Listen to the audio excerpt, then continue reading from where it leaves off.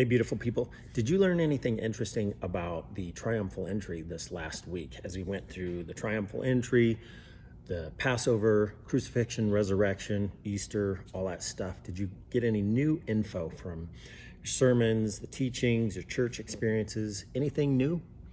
Share in the comments if you got something new. I got something that I'd never heard of before, and I'm supposedly educated with a master's of divinity. I had never heard this before. Did you know that Pilate had his own entry into Jerusalem the same day that Jesus came in for his triumphal entry? I had no clue, never heard that before. Apparently Marcus Borg and John Dominic Crossan are two of the researchers and professors that teach this and that discovered it.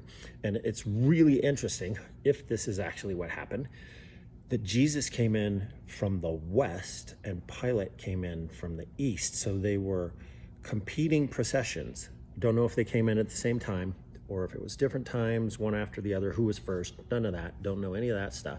But the whole situation just shows irony in an amazing way. It's interesting to me that it's not in any of the Gospels. It doesn't talk about Pilate's entry.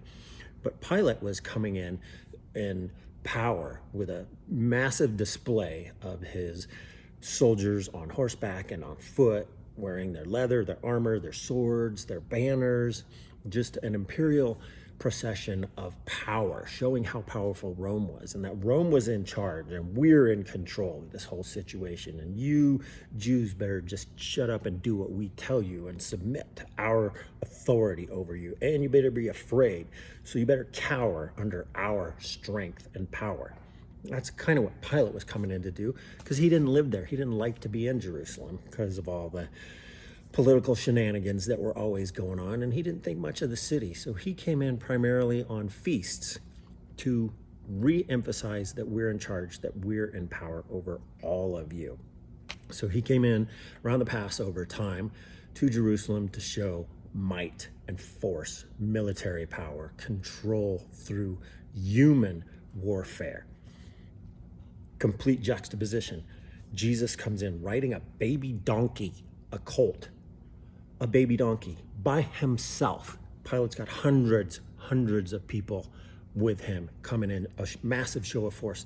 Jesus is coming in riding on a baby donkey. What are the Jews thinking as they are watching these two things happen, if they saw both? And if they went and saw Jesus coming in on this little colt by himself, no soldiers, no weapons, no visible earthly authority, no massive power display coming in. Here comes this rabbi sitting on a colt. Not a very powerful picture. And he's coming in, and they're laying down the palm fronds, the coats, and they're screaming, "Save us, save us, save us, Hosanna, Hosanna, Hosanna, save us from Pilate, from that guy," all that stuff.